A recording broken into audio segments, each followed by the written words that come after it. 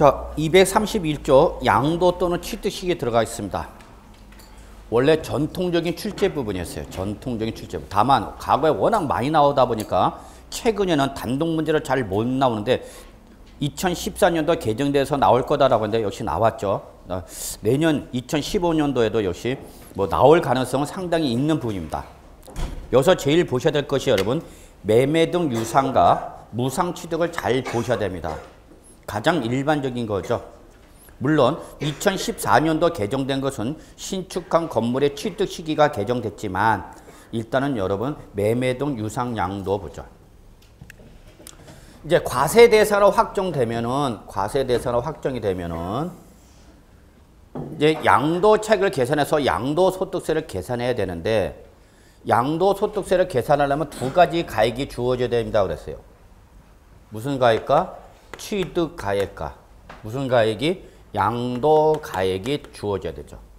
그래서 결국은 두 가액의 차액이 양도로 인한 차익이 되는 거죠.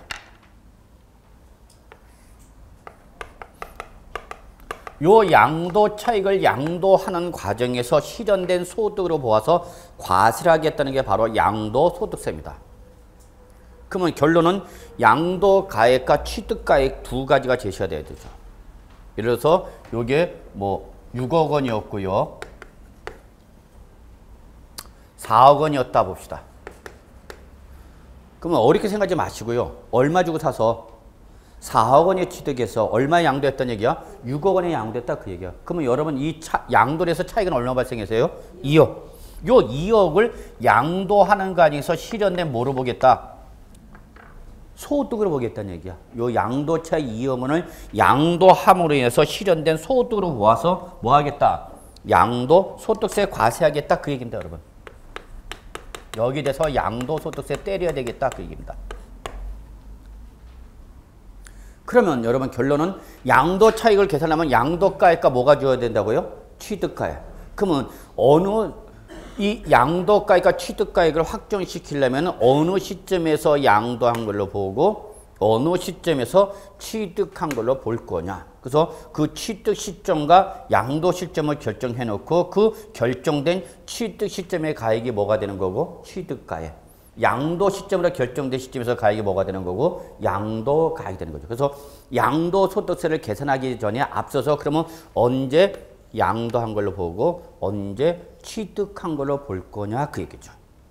그 얘기입니다. 그래서 이거는 시간적 기준이죠. 별표 2개. 그래서 양도 또는 취득 시기는 별표 2개 좀 표시해 주시고요.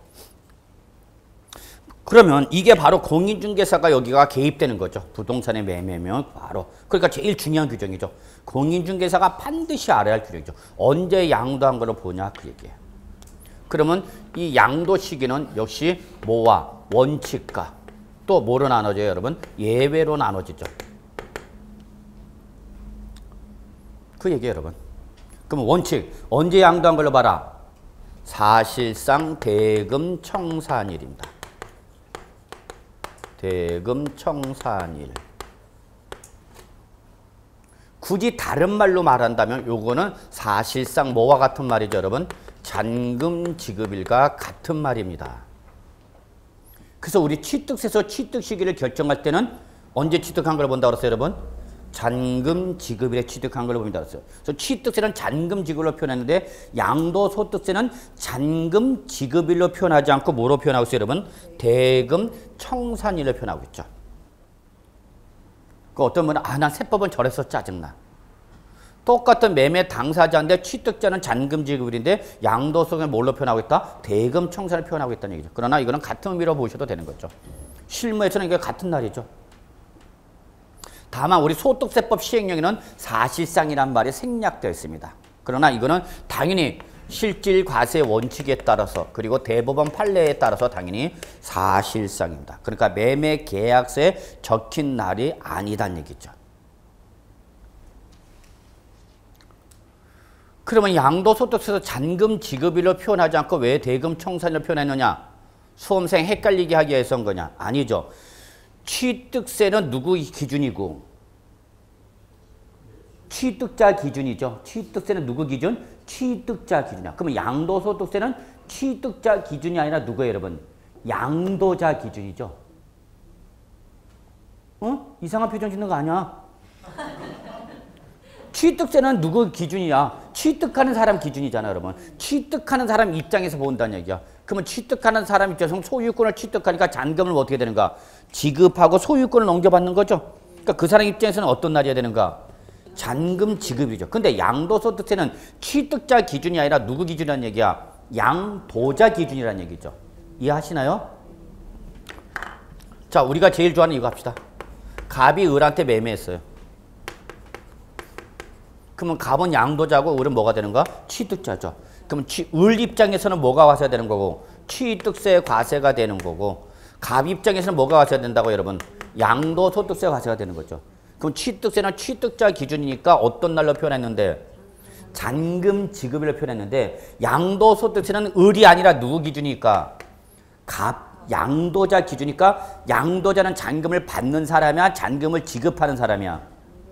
잔금을 받는 사람이잖아. 그러니까 잔금 지급이란 말을 표현을 못하는 거죠.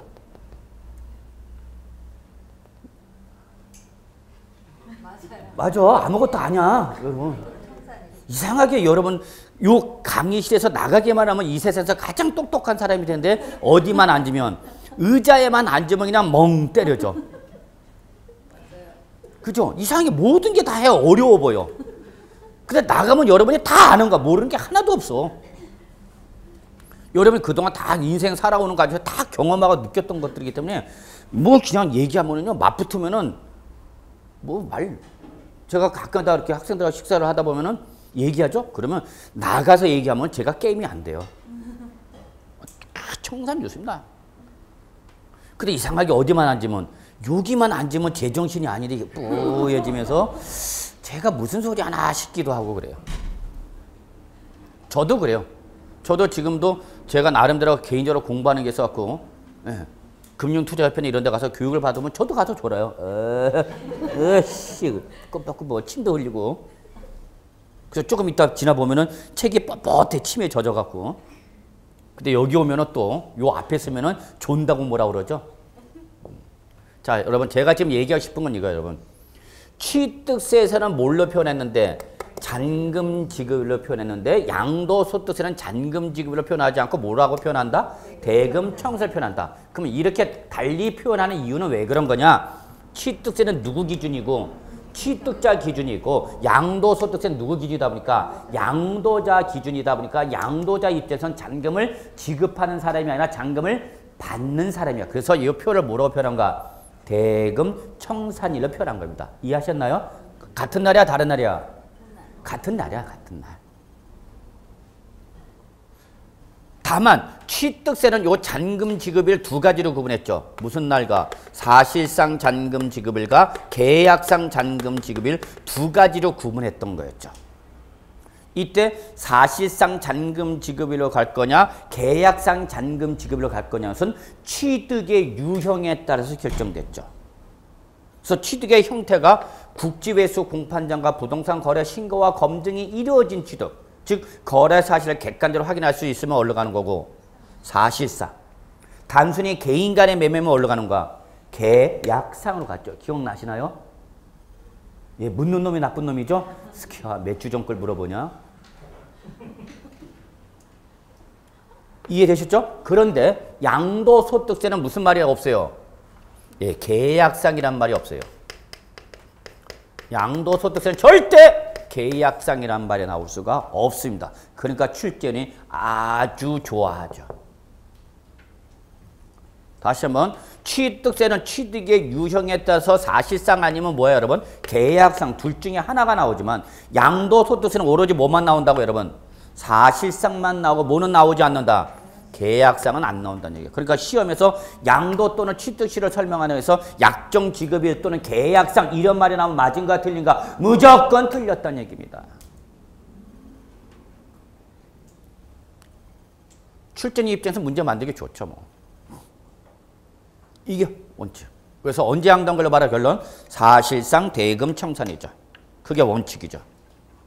근데 또 뭐가 붙어 거기? 단서가 붙죠, 여러분. 다만 뭐 하기 전에 대금을 청산한 날에 뭐 하면 불분명한 경우 하나 밑줄 또는 잔금을 지급하기 전에 등기를 먼저 했다. 그러면 그때는 계약상이 아니라 뭘로 간다 여러분? 밑줄 등기 접수일. 이것이 출전이 좋아하는 거죠. 일단 장난치기가 좋습니다. 시험은 이런 거예요 여러분. 제가 누차 얘기하는 거 우리가 공부를 했는데 몰라서 틀린 게 아니라고. 시험이야 시험. 그래서 결론은 둘 중에 하나 잡으면 되는 거죠. 언제 양도한 걸로 볼래요? 그러면 여러분은 사실상 대금 청산일과 등기 접수일 중 빠른 날 늦은 날? 빠른 날. 제가 누차 강조하는 거. 과세권자는 과세 시기를 결정할 때 빠른 걸 좋아한다? 늦는 걸 좋아한다? 빠른 걸 좋아한다. 빨리 과세하겠다는 얘기입니다. 우리 시험도 빨리 붙어야 돼요 여러분. 시기가 늦어지면 힘들어져. 저 보세요 저. 원래 제 키가 1m 85였어요. 결혼하기 전에만 해도 1m 85였다가 공부를 하면서 계속 떨어져 갖고 이렇게 된 거야. 오메기 주고. 그래서 더 이상 줄어드는 걸 방지하기 위해서 시험을 포기합니다.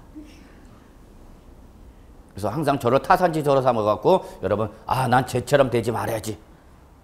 그래서 시험에 내년 꼭 붙어야지. 그런 각오를 가지시길 바랍니다.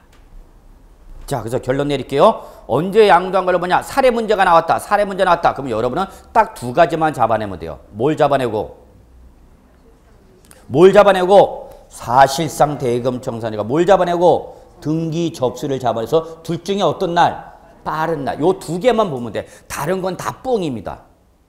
그러니까 출제는 당연히 문제 만들 때 이렇게 하겠죠. 계약일 만들어 놓고 1차 중도금 지급일 잡아놓고 계약상 잔금 지급을 끄집어냈고 사실상 대금 청산일을 끄집어내거나 불분명한 상태에서 등기 접수를 제시하면 여러분은 둘 중에 하나 오로지 사실상 대금 청산일과 등기 접수일 둘 중에 하나만 잡아내서 빠른 날로 몰고 가면 게임은 끝. 근데 크게 이렇게 또 사례 문제로 내면은 계속 삽질해요. 계약일도 찝쩍거려보고 중도금 지급일도 한번 건드려보고 심지어는 계약상 잔금 지급일 갑니다. 아니야 여러분 결론 냅시다. 사실상 대금 청산일과 등기 접수일 중 어떤 날? 빠른 날로 간다는 거 잊지 마시기 바라겠습니다.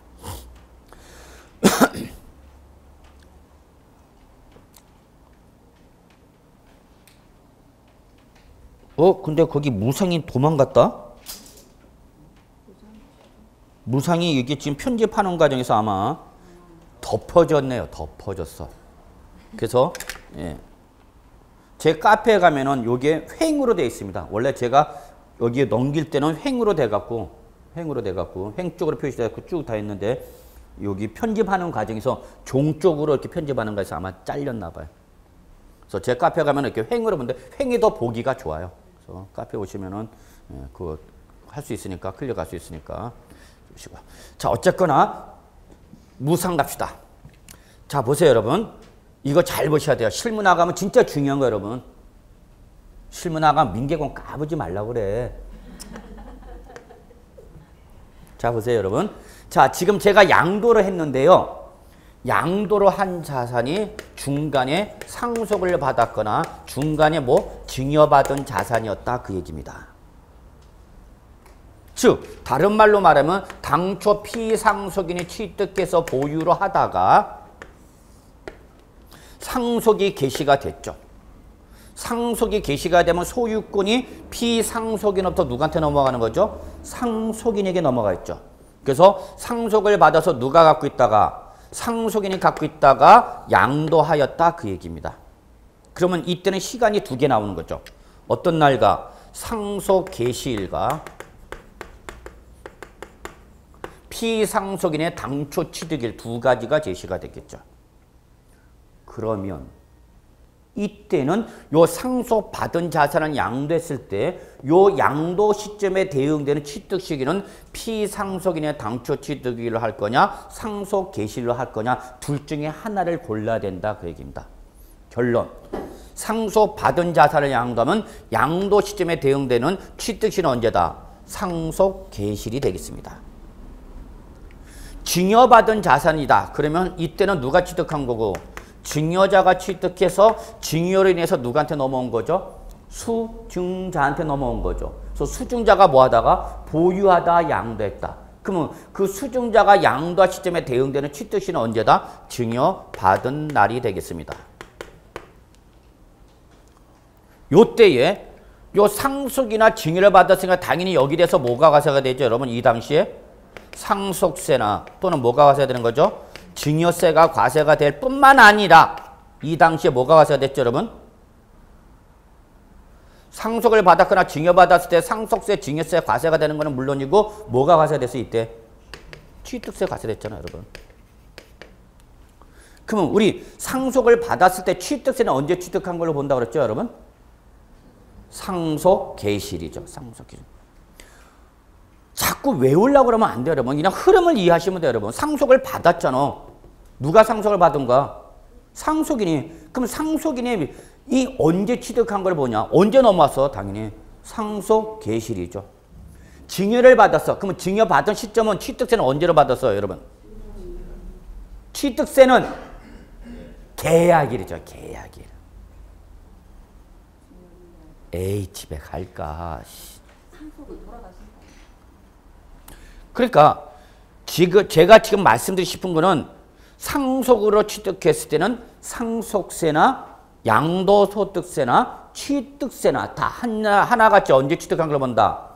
상속 개시에 취득한 걸 봅니다. 상속 개시. 그런데 뭐는 증여는 국세인 증여세와 양도소득세는 언제 취득한 걸 보는데 증여받은 날인데 취득세는 증여받은 날이 아니라 언제다 여러분? 증여계약일이다. 과세 시기가 같다 다르다? 다르다고요.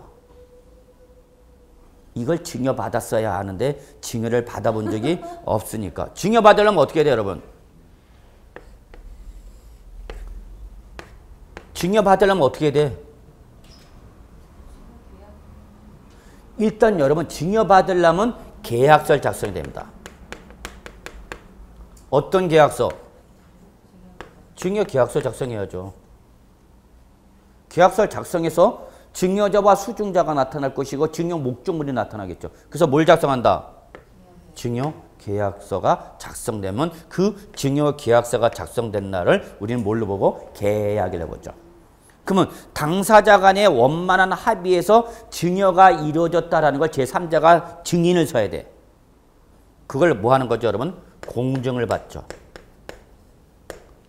법무사무소 가서 뭘 받으면 돼? 확정일자 받으면 돼요. 확정일자.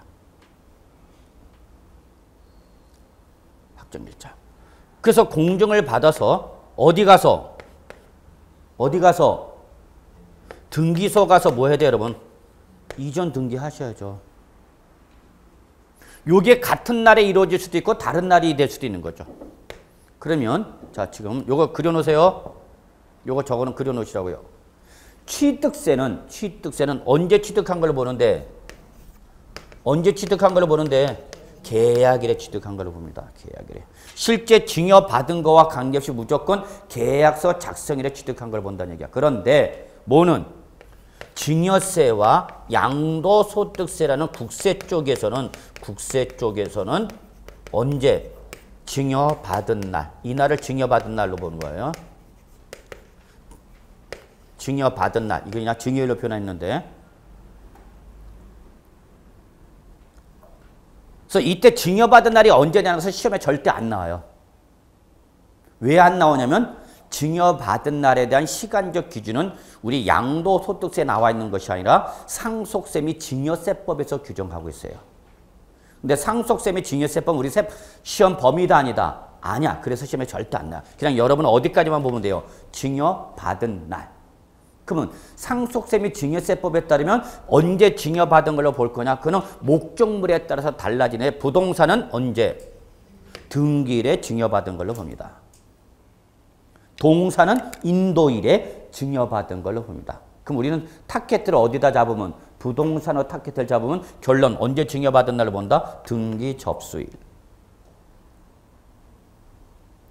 이거 꼭 적어 놓으셔야 돼요. 그려 놓으셔야 돼. 그래야 여러분이 이해가 돼. 그래서 취득세는 하나의 증여인데 취득세일 때와 증여세 양도소득세일 때의 과세 시기가 같다고요? 다르다고요? 다르다고요. 그거를 꼭 좀 구분해 달라고요.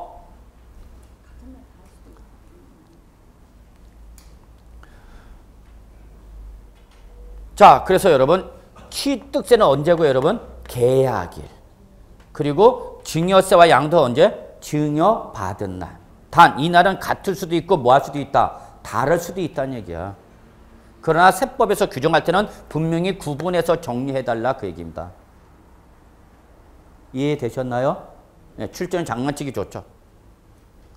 자, 그러면 여러분 피상속인이 4억 원이 취득해서 상속이 개시가 됐을 때 5억 원이었습니다. 여러분. 자, 양도소득세로 가면 여러분 이때 요 4억 원과 6억 원은 뭐를 말하는 거죠, 여러분? 항상 양도소득세는 기본적으로 뭘로 과세한다? 실지거래가로 계산한다. 아무 말이 없으면 무조건 양도소득세는 뭘로 계산하라고요? 실가로 계산합니다. 근데 지금 제가 말씀드리고 싶은 건 무슨 말이 나오면 상속과 증여가 나오면은 실지거래가이란 말이 절대 나올 수가 없습니다. 왜요? 이건 매매가 아니야. 상속과 증여를 받으니까 거래가액이라는 게 있어요, 없어요? 없죠. 그래서 실가가 나올 수가 없어요. 그래서 다른 말로 나오는데 그 다른 말이 뭐냐? 시가예요. 그래서 여러분 알아두십시오. 상속세와 증여세 과세는 시가 과세를 원칙으로 합니다. 그거 기억해 두셔야 돼요. 실무 나가셔도 다 아셔야 되고 여러분 상식으로 아셔야 돼요. 상속세나 증여세는 무상 이전이기 때문에 외우려고 그러면 안 돼. 뭐는 나올 수가 없다? 실지거래가이란 말은 나올 수가 없다. 그 대신 나오는 말이 뭐다? 시가다. 그래서 결론 냅시다. 상속세나 증여세 과세를 할 때는 무슨 과세를 원칙으로 한다? 시가 과세를 원칙으로 합니다. 즉 상속을 받았을 때 또는 증여를 받았을 때의 그 재산의 가액이 얼마였던 얘기야? 5억 원. 이때 이 5억 원은 뭐를 말한다고 여러분? 시가, 시장 가치. 그러면 가끔가다 이제 동영상 보신 분이 질문해요. 아, 짜증나 죽겠네. 교수님, 시가는 뭐고 실질거래가액은 뭐예요? 난 도대체 이해가 안 돼. 나는 그렇게 질문하는 분이 이해가 안 가. 아니 뭐가 어려워. 실가는 뭐야? 실지 매매에서 이루어진 가액이고 시가는 뭐야 여러분? 시장 가격 가치. 여러분 아마 학교에서 혹시 가격 가치 배우셨나요? 가격 가치는 같아 달라? 달라. 요거는 무슨 개념이고 요거는 가격과 가치 중에서 무슨 개념이고 가격 요거는 가치. 까불고 있어. 그래서 여러분 놓치지 마세요. 상속세나 증여세, 상속 증여란 말이나 무슨 과세를 원칙으로 한다 여러분? 시가 과세입니다. 자, 그럼 보세요. 자, 피상속인이 취득했다가 상속을 받아서 상속인이 갖고 있다 뭐 한 거예요? 지금 양도한 거죠? 이 흐름을 이해하셔야 되는 거예요. 여러분 외우면 안 돼요. 무조건 외우려고 그러니까 문제야. 그러면 상속을 받은 상속인이 보유하다 양도했을 때 이 양도 시점에 대응되는 취득시는 언제 하라고요, 여러분? 상속 개시일. 그러면 이때 상속 개시일은 언제냐? 세법에 명문화되어 있지 않아요. 이 상속 개시일은 어디서 규정되느냐? 민법에서 규정되어 있어요. 그 민법에서는 상속 개시 사유를 기본적으로 두 가지로 들고 있죠. 어떤 날이죠? 첫째, 사망일. 또 하나가 있죠. 실종선고일입니다. 실종선고일. 아저씨가 집 나가서 안 들어오고 있다 찾으러 다닐 필요가 없어. 확 뭘 때려버려. 실종선고 때려갖고 5년 만기 되면 얘는 사망으로 의제돼 버려. 그러면 사망으로 의제되면 첫째, 두 가지가 달라집니다. 저거. 상속이 개시됩니다. 둘째, 재혼이 가능합니다. 재혼 별표 3개. 그러니까 집 나간 아저씨 찾을 필요 있어 없어? 없어. 스키 마음대로 해라 스키야. 그래서 저희 집 사람은 제가 안 들어와도 절대 전화 안 와요. 그래 들어오지 마라. 근데 뭐 할 때 전화 오냐? 돈 안 들어오면 전화 와요. 통장에 빨리 돈 안 들어오면 야 왜 오늘 돈 안 들어와? 그래서 저희 집에서 전화 오는 날은 딱 뭐가 들어오지는 않았구나. 자, 놓치지 마세요. 그럼 중요한 거예요, 여러분. 상속 개시에 취득한 걸로 본다는 것은 이겁니다. 이 양도가액에 대응되는 가액을 얼마를 잡으라는 얘기입니까? 양도가에서 차감해야 되는 취득가액을 얼마를 잡으라는 얘기예요? 5억 원을 잡아라 그 얘기입니다. 그러면 양도책이 얼마 되니까요? 1억이 되네요. 1억. 양도책이 커졌어요? 적어졌어요? 적어졌네요. 아, 그러면 장기 보유 자산일 때 양도 차익이 커지는 걸 뭐 하기 위해서? 방지하기 위해서 뭐 하면 되겠구나? 뭐 하면 되겠구나? 상속이 되면 되겠구나. 그래서 이걸 아저씨한테 가갖고 여보 이걸 얘기하면 아저씨가 자발적으로 간다, 짐 싼다? 짐 싸겠죠. 그러면 상속으로 갈 수가 없으니까 뭘로 가는 거예요? 이제 이번에는 증여로 가는 거죠. 그래서 항상 세법은 상속과 증여는 둘 다 무상이전인데 상속세 과세 회피를 방지하기 위해서 증여하는 걸로 본다. 그래서 증여일 때는 항상 세부담이 뭐하다? 크다 그러는 거예요. 제가. 그러면 자 보세요. 이번에는 증여자가 뭐 했다가 취득했다가 이거를 뭐로? 증여로 누구한테 넘겼어요? 수증자한테 넘겼죠? 그래서 수증자가 뭐 하다가? 보유하다 양도했죠. 그러면 그 증여받은 자산을 양도했을 때 양도 시점에 대응되는 취득시는 언제다고요, 여러분? 증여받은 날. 그러면 증여받은 날에 취득한 걸로 본다는 얘기는 이 당시 가액을 뭘로 잡으라는 얘기야? 취득가액으로 잡아라 그 얘기야. 그러면 양도차익은 얼마가 되는 거예요, 여러분? 1억. 그러니까 단순히 양도 시기, 취득 시기가 중요한 것이 아니라 그 양도 시기를 본다는 건 그 시점의 가액을 무슨 가액으로 보겠다는 얘기고 양도 가액으로 보겠다는 얘기고 취득 시기로 보겠다는 것은 그 시점의 가액을 뭘로 잡겠다는 얘기야? 취득 가액으로 잡겠다는 얘기예요. 그러면 내가 중간에 여러분 중간에 상속과 증여가 없었으면 이 자산의 양도차익은 얼마 되는 거예요? 2억이죠? 얼마 주고 사서? 4억 주고 사서 얼마 팔았다고? 6억. 외우는 거 아니야 이거. 여러분 다 아시는 거야. 근데 중간에 뭐가 있게 되면 상속과 뭐가 있게 되면 증여가 있게 되면 요 양도가액에 대응되는 취득 시기는 이날이 아니라 언제다? 상속 개시일 또는 증여받은 날이란 얘기입니다. 이거 매우 중요한 규정입니다. 결론 냅시다. 상속받은 자산을 6억 원에 양도했다. 증여받은 자산을 6억 원에 양도했다. 그럼 이 자산의 양도차익은 얼마입니까? 양도차익 얼마라고? 1억이죠. 그러면 양도차익이 커졌어요? 줄어들었어요? 줄어들었죠? 그럼 여러분 여기서 느끼는 바가 있어야죠. 내가 뭐 할수록 장기 보유할수록 양도차익 커지는 걸 중간에 잘라버리겠다. 그러면 뭐 할 수 있다? 상속으로 가긴 힘들잖아. 그죠? 아, 이해가 안 되면 집에 가서 아저씨 앞에다 얘기해봐, 이거. 자기 명의로 된 아파트 내 명의로 증여해 줄래? 상속해 줄래? 그러면 둘 중에 하나죠. 자, 그러면 상속을 받았을 때 언제 취득한 걸로 뭐라고 여러분? 상속 개시. 증여를 받으면 증여받은 날. 그럼 결론 언제 취득한 걸로 봐라? 상속 개시 증여. 그러면 요때 가액 요 5억 원에 대해서 뭐가 과세가 됐겠지만 상속세나 증여세 과세가 됐죠? 그럼 요때 요 가액을 뭘로 잡으라? 양도가에 대응되는 이걸 뭘로 잡으라? 취득가액으로 잡아라 그 얘기야 여러분. 이해되셨죠? 결론 양도책은 얼마? 1억. 양도책 커졌어? 줄어들었어? 줄어들었다는 걸 느끼셔야죠. 그러나 주의사항이 있죠. 무조건 이렇게 단순하게 하면 안 된다. 여기에 뭐가 부과된다? 상속세나 증여세. 또 그리고 반드시 and 뭐가 과세된다? 취득세 과세된다. 취득세. 그러면 여러분은 의사결정해야 되죠. 내가 직접 양도를 했을 때 양도차익을 예상해보고 증여를 했을 때의 양도차익과 그 증여로 인해서 발생하는 부담 비용, 취득세와 증여세를 고려해야 되겠죠. 이걸 여러분이 얘기해 줘야 돼. 이게 바로 부동산 세금 컨설팅이야. 이게 세금 컨설팅이다. 그런데 공인중개사한테 가면 이렇게 어떤 의사결정을 물어보면 대답을 못 해준다는 얘기야.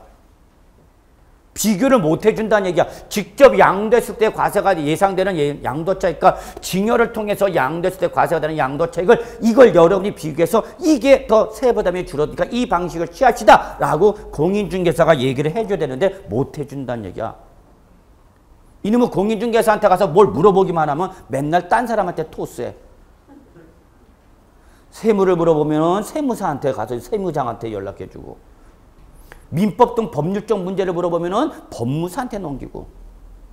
그러니까 고객은 이 공인중개사가 하는 일이 없어 보여. 오로지 하는 건 뭐밖에 없어? 물건 보여주는 것밖에 없죠. 물건. 그러니까 뭐가 없어? 컨설팅 기능이 없다는 얘기죠. 컨설팅 기능이. 그러니까 우리가 공인중개사가 사회적으로 대우를 못 받는 거죠. 전문직 종사제 공인중개사 5글자가 없어요. 우리는 국가고시 합격했는데 전문직 자격시험을 붙었는데 은행이나 사회적으로 전문직 종사자에서 사회적 레벨을 높은 거 보면 공인중개사 5글자가 없다니까. 그래서 우리 세법상 전문직 종사제 공인중개사는 없습니다. 그래서 아마 제가 생각할 때는 개인적 생각이지만 조만간 우리 공인중개사 시험에도 한번 변혁이 도래가 됩니다. 실제 나왔습니다. 정부 안건으로 금년 초에 정부에서 국토교통부에서 용역을 줬어요. 공인중개사 시험제도 연구에 대한 변경에 대한 용역을 줘갖고 공인중개사보다 한 단계 상위 레벨의 자격증을 도입하는 게 어떻겠냐 해갖고 그거에 대한 결과를 예측을 정부 연구기관에 용역을 줬어요. 그래서 나온 게 그게 뭐냐? 부동산 컨설팅 기능을 강화한 레벨의 자격증을 만들겠다는 얘기입니다. 그래서 운 띄었죠. 그래서 그 당시에 정부에서 국토교통을 할 때 공인중개사 앞에 들고 일어났어요. 과천하고 시청 앞에 가서 농성했죠. 이거 붙어봤어야 알지. 농성했습니다. 진짜. 요즘에 최근에서 또 농성했죠. 최근에 또 왜 농성했어요? 네, 중개수수료. 낮추겠다. 옛날 가격을 맞춘 수수료가 지금 현재 물가 상승해서 부동산 가치가 뛴데 이 현재의 물가 상승된 수수료 했을 때는 예전에 작성된 수수료에 엄청나게 부담이 커진다. 그래서 국민들의 부담이 크니까 그걸 줄이기 위해서 수수료 낮춰주겠다 하니까 또 이제 들고 일어난 거죠. 제 카페 가면 그런 사진이 막 붙어요. 어떻게 왔는지 찾아서. 자, 여러분 이거예요, 여러분. 상속, 결론 냅시다. 저는 이걸 무척이나 강조하는 사람입니다. 이거 꼭 기억해 주셔야 돼요. 나중에 이 규정 때문에 진짜 양도소득세에서 어려운 규정이 나옵니다. 부당예산 부인 규정, 징역 2월 과세 규정이라는 게 그래서 여기서 나오는 겁니다. 그래서 이번 2014년도 강조했던 징역 2월 과세 반드시 시험에 나올 거다. 계속 했죠. 그대로 나왔죠. 그걸 알려면 이걸 이해하셔야 돼요, 여러분. 결론 냅시다. 상속받은 자산 양도했어요? 증여받은 자산 양도했어요? 그러면 당초 취득일에 취득한 걸 보는 것이 아니라 언제 취득한 걸 보라고 여러분? 상속 개시일 또는 증여받은 날에 취득한 걸 보라는 얘기입니다. 근데 제가 여러분 부부지간에는 얼마까지 증여세 과세 안 한다고 그랬죠? 6억. 그러면 이 증여할 당시에 얘가 5억 원이었다면 얘는 뭐는 없겠구나? 뭐는 없겠구나? 증여세는 없겠구나. 아, 그러면 6억 이내에서는 배우자 간에 뭘 통해서? 증여를 통해서 뭘 줄일 수 있겠구나? 양도 차익을 줄일 수 있구나라는 걸 여러분이 아셔야 된다는 얘기야. 직접 양도하면 양도 차익이 얼마인데? 2억 원인데 내가 중간에 뭘 통해서? 배우자 간에 뭘 통해서? 증여를 하고 받은 자산을 양도하면 그 양도 시점에 대응되는 취득시는 언제고? 증여받은 날이고 따라서 이 당시 가야 5억 원, 즉 증여세가 과세된 가에 5억 원이 양도가액에 대응되는 뭐가 되는 거고? 취득가액이 되고. 그래서 양도차익이 얼마 된다고 여러분? 1억. 양도차익이 커졌다 줄어들었다? 줄어들었다. 이걸 여러분이 인식하셔야 돼요. 즉 양도소득세를 줄일 수 있는 방법이 되기도 하구나 라는 걸 아셔야 된다는 얘기야. 단 이때 주의하라. 뭘 따져봐야 된다?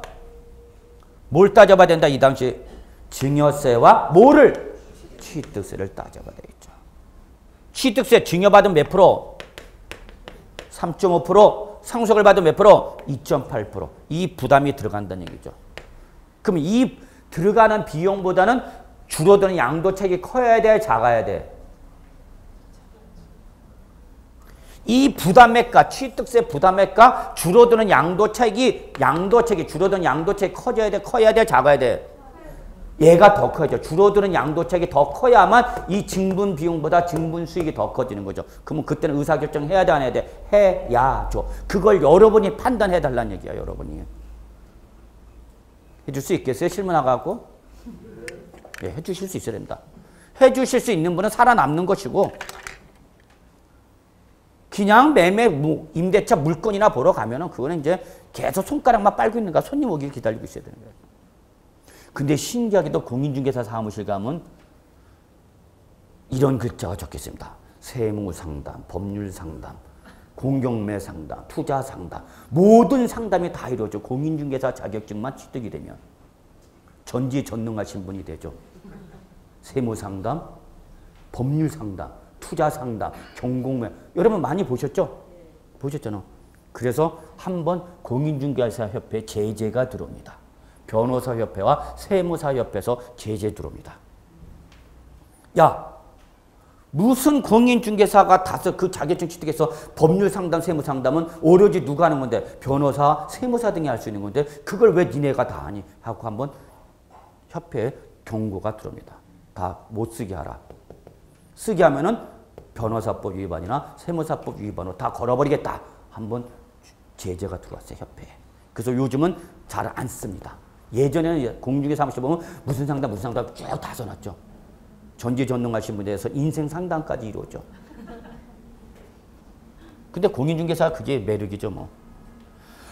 그래서 여러분 요 그림을 꼭 좀 이해해 주시기 바랍니다. 저는 무척이나 저걸 강조하는 사람인데. 자, 그래서 결론 요걸 꼭 잊지 마시고요. 특히 상소, 특히 뭐 증여 잘 보셔야 돼요.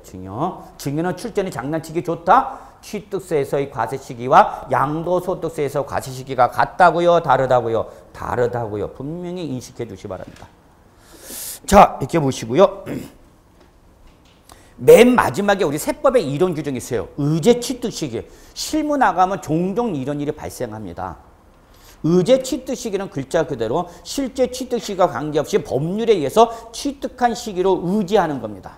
그래서 밑줄 1984년 12월 30일 이전에 취득한 부동산에 관한 권리 및 기타 자산은 무조건 85년 1월 1일 날에 취득한 걸로 봅니다.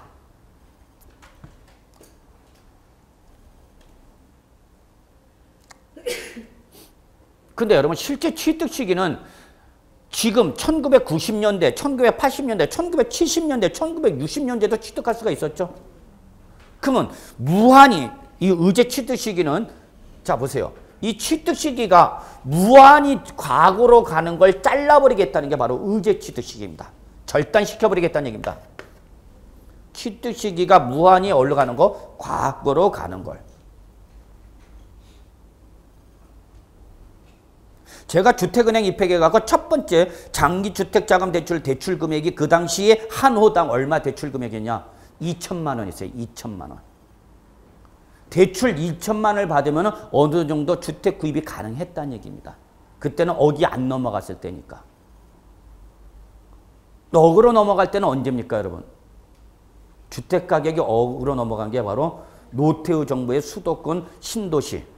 그때부터 억 단위로 넘어갑니다. 주택 가격이. 물론 저는 그 당시 실무에 종사하고 있었을 때니까 그는 과거를 경험을 하는데 노태우 정부 때 맞는 게 바로 뭐예요, 여러분? 5대 신도시 맞는 거 아니야? 분당, 일산, 평촌, 3번, 중동이 이때 만들어집니다. 그 전에 만들어진 게 뭐고요? 과천시고요. 제가 과천시 아파트를 분양을 받았었는데 그죠?